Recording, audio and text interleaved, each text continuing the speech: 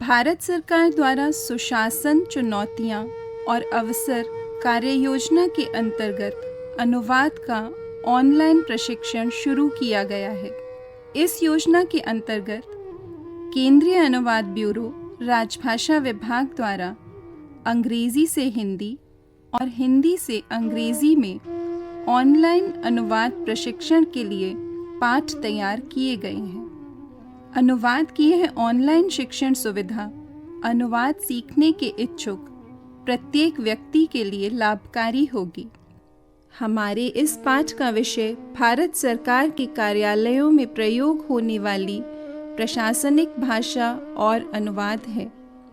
आइए जानते हैं प्रशासनिक भाषा और अनुवाद के बारे में। शासन के अंतर्गत आने वाले विषय। सरकार के कार्यों को मोटे तौर पर दो भागों में बांटा जा सकता है, शासन अर्थात गवर्नेंस और शासन की आंतरिक व्यवस्था जिसे हम प्रशासन अर्थात एडमिनिस्ट्रेशन कहते हैं। शासन के अंतर्गत मोटे तौर पर कामकाज से संबंधित साहित्य आता है। उदाहरण के लिए मंत्रालयों, विभागों, आयोगों आदि का गठन और इनके कार्यक्षेत्र का निर्धारण संबंधी साहित्य। सरकार की सामान्य और विशेष योजनाएं तैयार करने और लागू करने संबंधी साहित्य। कल्याणकारी योजनाओं, परियोजनाओं की संकल्पना और कार्यान्वयन संबंधी साहित्य। विद्यमान नियम, कानून, विधि, नीति आदि का निर्धारण एवं उनमें संशोधन संबंधी साहित्य। और सर्वेक्षण या सर्वे, अनुसंधान या रिसर्च, आयोगों की रिपोर्ट आदि से संबंधित साहित्य। प्रशासन अर्थात एडमिनिस्ट्रेशन के अंतर्गत आने वाले विषय। प्रशासन के अंतर्गत मुख्यतः दो विषय आते हैं, स्थापना और सामान्य प्रशासन। स्थापना के अंतर्गत भर्ती, नियुक्ति, पदोन्नति, अवनति या डिमोशन, अनुशासनिक कार्रवाई, पेंशन, पेंशन संबंधी लाभ, सेवा पुस्तिका और व्यक्तिगत फाइलों का रखरखाव जैसे विषय आते हैं। सामान्य प्रशासन के अंतर्गत विभिन्न प्रकार की छुट्टियां, छुट्टी यात्रा रियायत अर्थात LTC जैसे विषय आते हैं। इसके साथ ही सामान्य प्रशासन में स्टोर, खरीद, निविदा आमंत्रण, बेकार पड़े सामान का निपटान, कार्यालय का रखरखाव, फाइल खोलना, डायरी करना और फाइल का संचालन जैसे विषय आते हैं। प्रशासन की कार्यविधि। किसी मंत्रालय, विभाग या कार्यालय में सरकार का कामकाज सामान्य पत्राचार, टिप्पण और मसौदा लेखन आदि के माध्यम से किया जाता है। इसे कार्यालयी पत्राचार कहा जाता है। आम जनता की सूचना के लिए भारत के राजपत्र में संकल्प तथा अधिसूचनाएं प्रकाशित की जाती हैं। इसके अतिरिक्त प्रेस विज्ञप्तियां तथा प्रेस नोट भी जारी किए जाते हैं। सामान्य पत्राचार में तकनीकी और गैर तकनीकी पत्राचार, संसदीय प्रश्न उत्तर तथा संसद के समक्ष प्रस्तुत अन्य प्रशासनिक रिपोर्ट भी शामिल हैं। इनके अलावा बजट, वित्त, विधिक और अर्थविधिक जैसे दस्तावेज भी कार्यालयी साहित्य के अंतर्गत आते हैं। प्रशासनिक भाषा क्या है? आइए अब हम प्रशासनिक भाषा के बारे में जानते हैं। प्रशासन अर्थात राजकाज की भाषा को प्रशासनिक भाषा कहा जाता है। इस भाषा का प्रयोग कार्यालयों में काम करने वाले कार्मिक करते हैं। प्रशासनिक भाषा में प्रयोग होने वाले शब्दों का एक निश्चित अर्थ होता है और ये अर्थ प्रयोजन विशेष तक सीमित होता है। प्रशासनिक भाषा औपचारिक होती है। इसे अधिकतर अन्य पुरुष या थर्ड पर्सन में लिखा जाता है। प्रशासन की भाषा विषय विशेष से संबंधित नियमों से बंधी होती है। उसमें प्राय संवैधानिक नियम, विनियम, विधि तथा अन्य विषयों के शब्द का प्रयोग किया जाता है। ये शब्द अपने अपने विषयों के अनुरूप परिभाषित होते हैं। प्रशासन में अनुवाद की आवश्यकता। सवाल है कि राजकाज की भाषा में अनुवाद की आवश्यकता क्यों है? हम सब जानते हैं कि भारत के संविधान के भाग 17 में हिंदी भाषा को राजभाषा का दर्जा दिया गया है। भारतीय संविधान में राजभाषा संबंधी प्रावधान अनुच्छेद 120, 210 तथा 343 से 351 में किए गए हैं।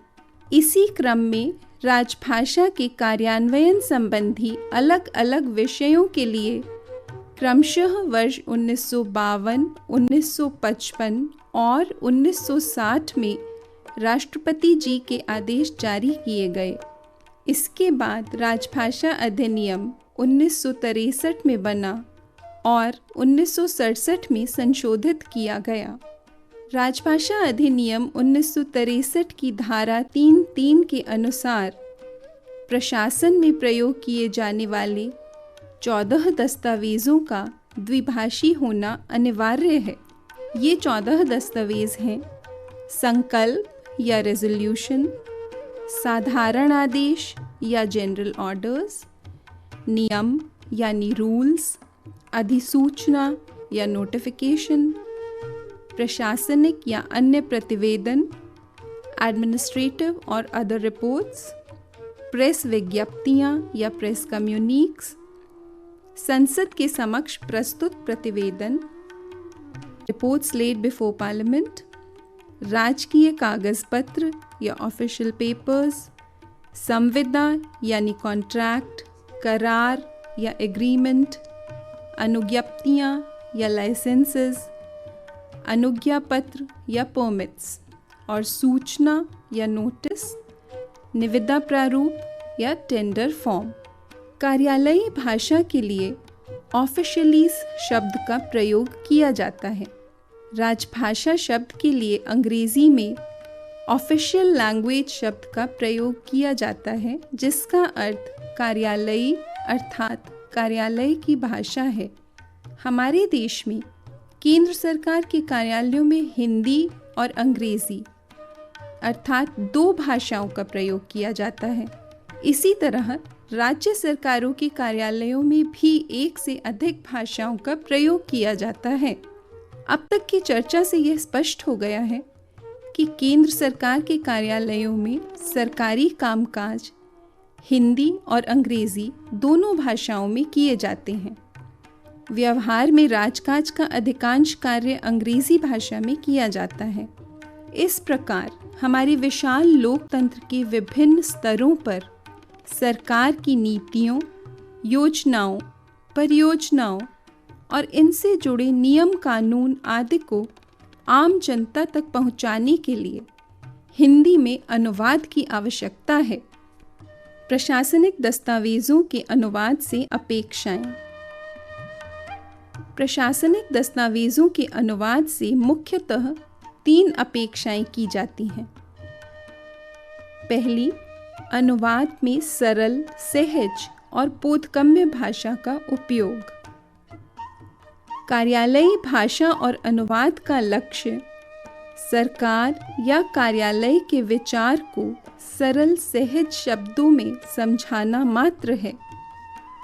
अनुवाद के कारण कार्यालयीय भाषा में कठिन तथा अप्रचलित शब्दों का प्रयोग होता है। ऐसे कठिन शब्दों के स्थान पर सरल शब्दों का उपयोग करना चाहिए। उदाहरण के लिए, रिवोक के लिए विधिक भाषा में प्रतिसंहरण शब्द है, किंतु सामान्य प्रयोजन के लिए रिवोक का अर्थ रद्द करना या वापस लेना है। इसी तरह प्रोवोकेशन के लिए प्रकोपन के बदले उकसाना शब्द अधिक सरल है। दूसरी अपेक्षा है, अनुवाद में पत्राचार के विविध मान्य रूपों का निर्वाह किया जाए। कार्यालयों में जो पत्र, अर्ध सरकारी पत्र, ज्ञापन, कार्यालय ज्ञापन आदि प्रयोग किए जाते हैं, उनके लिए पहले से निर्धारित मान्य रूप होते हैं। एक रूपता की दृष्टि से इन मान्य रूपों का यथासंभव निर्वाह किया जाना चाहिए। उदाहरण के लिए, I am directed to state के लिए मुझे यह कहने का निर्देश हुआ है।